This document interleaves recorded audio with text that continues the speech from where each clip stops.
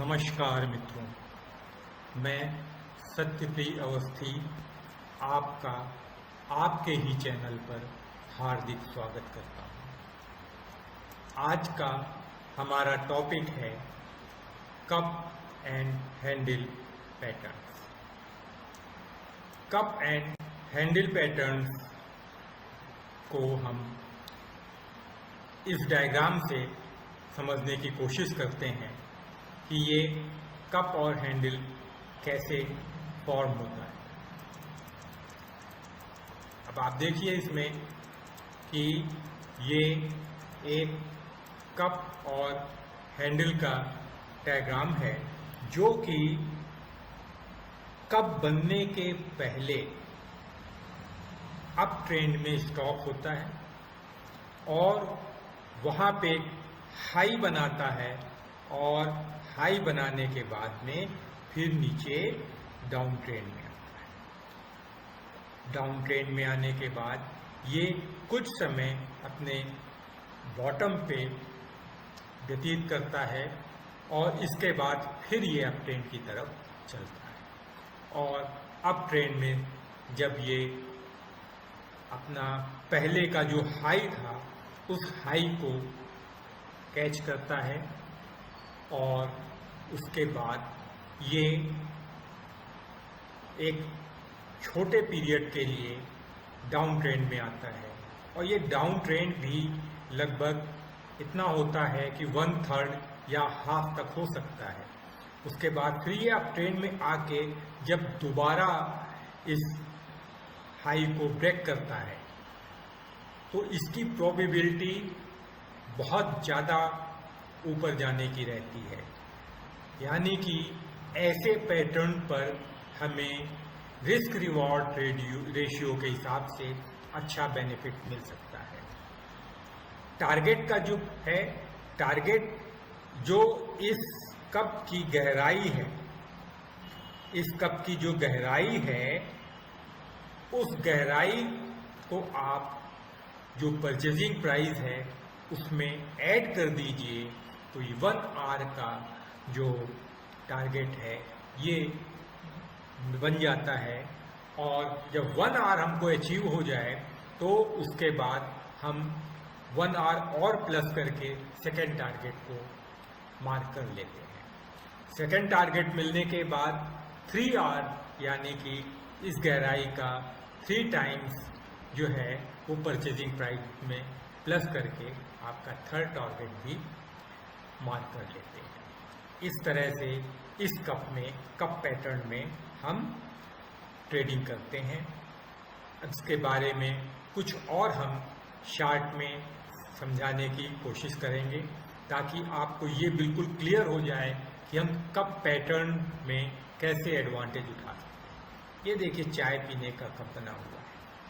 अब इसमें धीरे धीरे ये डाउन ट्रेंड में मार्केट जा रहा है और इसके बाद में ये बॉटम पे कुछ समय बिता रहा है और इसके बाद फिर ये अप ट्रेंड में आया और इसने जो ये पहले का हाई बना था इस हाई को पकड़ लिया, कैच कर लिया। इस हाई के बाद में ये कुछ समय के लिए डाउन ट्रेंड में आता है जो कि कप के 1/3 या हाफ तक जा सकता है।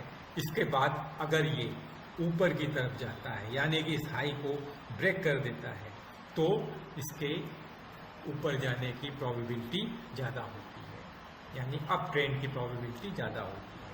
और अगर ऐसा नहीं होता है, कभी कभी ये जो होता है यहाँ पे पहुँचने के बाद में नीचे आपका डाउन ट्रेंड में चला जाता है, यानी कि इसे कप फेल्योर भी हम कह सकते हैं। शेयर मार्केट में प्रोबेबिलिटी दोनों तरफ की रहती है, लेकिन जब ये कप बनता है तो कप के बाद ये ऊपर जाने की प्रोबेबिलिटी ज़्यादा होती है।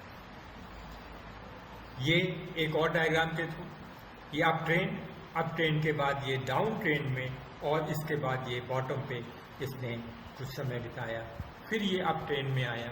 जो पहले का हाई था उस हाई को पकड़ने के बाद में इसने फिर ये नीचे डाउन ट्रेंड बनाया और डाउन ट्रेंड के बाद में जब ये दोनों जो पहले के हाई थे उनको ब्रेक करके ऊपर जाता है तो ये अप ट्रेंड के जाने की प्रोबेबिलिटी बहुत ज़्यादा बन जाती है। टारगेट के बारे में मैं पहले ही बता चुका हूँ कि टारगेट कैसे हम बनाते हैं। जैसा मैंने आपको समझाया है उसी के चीज़ों को मैंने एक डायग्राम में समअप किया हुआ है। प्रायर एडवांस यानी कि अप ट्रेंड में, इसके बाद ये देखिए डाउन ट्रेंड में, यहाँ पे समय बिताने के बाद में ये ऊपर अप ट्रेंड में, ये हैंडल बना और हैंडल बनने के बाद में जब ये अप ट्रेंड में आता है तो इसने अपने पहले के जो हाई थे उनको ब्रेक किया और यहाँ से प्रोबेबिलिटी ऊपर जाने की ज़्यादा होती है। हैंडल 1/3 या हाफ तक बन सकता है और ये कब बनने का जो डेवलप करने का जो टाइम पीरियड है ये 1 महीने से लेकर 6 महीने तक का अच्छा माना जाता है। इस तरह से हम कप पैटर्न के बारे में जानकारी हासिल करते हैं। How does the cup and handle work? After the initial stock run up of the pattern, the price drops as investors sell their shares. This drop in price forms the left side of the cup. Why is the sell off important? Well, it means less committed investors are shaken out. यानी कि कमजोर जो हाथों से share अब मजबूत हाथों में जा रहा है। जिन लोगों को आगे विश्वास नहीं है कि ये शेयर आगे जाएगा, उनके हाथों से निकलकर जो स्ट्रॉन्ग हैंड्स हैं, जिनने एनालिसिस की हुई है और जो बड़े म्यूचुअल फंड्स हैं के लोग हैं, उन लोगों ने शेयर को बहुत आगे जाने की संभावना दिख रही है, तो वो ऐसे शेयर में अपनी पोजीशन बना रहे हैं।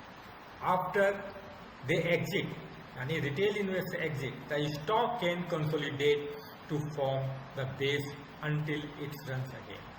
दोबारा इसको ऊपर जाने के लिए कुछ समय के लिए ये अपने बॉटम पे समय बिताता है।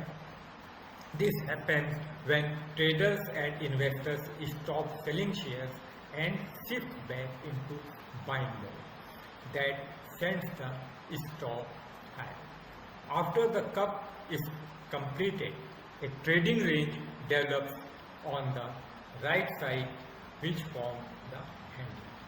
ये मैं पहले भी आपको क्लियर कर चुका हूँ। और अगर आपको हमारा चैनल अच्छा लगता है, इसमें कुछ बातें आप लोगों के मतलब की होती हैं, तो कृपया आप हमारे चैनल को सब्सक्राइब करें, लाइक करें, शेयर करें और बेल आइकन को प्रेस करें ताकि जब भी हम नया वीडियो बनाएं आपके पास पहुंच सके। Advantage of the cup and handle pattern. This pattern tends to have a great risk reward ratio. Generally 1:3 तो इसमें मिल ही जाता है और इससे ज़्यादा भी मिल सकता है, लेकिन हमारा ये सुझाव रहेगा कि शुरू में आप 1 और 2 का रेशियो रखें, रिस्क 1 का और रिवार्ड के लिए।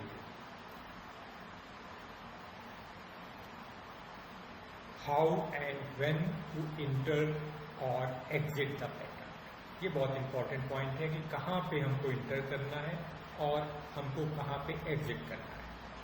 The best place to enter a trade using this pattern is when the handle falls. आपको हैंडल के बनने का इंतजार करना है। जब कप के दोनों हाई बन जाते हैं उसके बाद हैंडल बनता है, तो उस हैंडल के फॉर्म होने की आपको इंतजार करना चाहिए। और जैसे ही हैंडल ब्रेकआउट होता है, हैंडल के ऊपर शेयर दोबारा निकलता है, तो उस टाइम में आप अपने पोजीशन बना सकते हैं। At this point the cup and handle chart pattern will be evident that can maximise the likelihood of predicting एक breakout wide potential minimising technique. ऐसे में आपको रिस्क कम रहता है और रिवार्ड मिलने की पॉसिबिलिटी ज़्यादा होगी। The handle will typically form descending trend line. Descending trend line पे मैंने एक डिटेल वीडियो भी बनाया है, आप उसके बारे में उस वीडियो से भी जानकारी ले सकते हैं।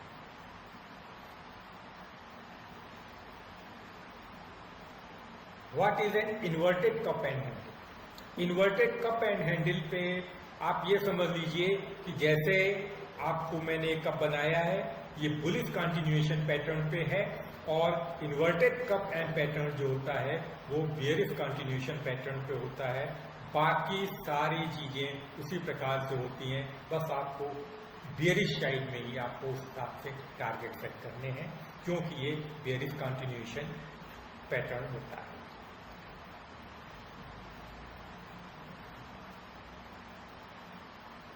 इस प्रकार से आप लोगों को कप एंड पैटर्न्स के बारे में कुछ संक्षिप्त जानकारी दी है।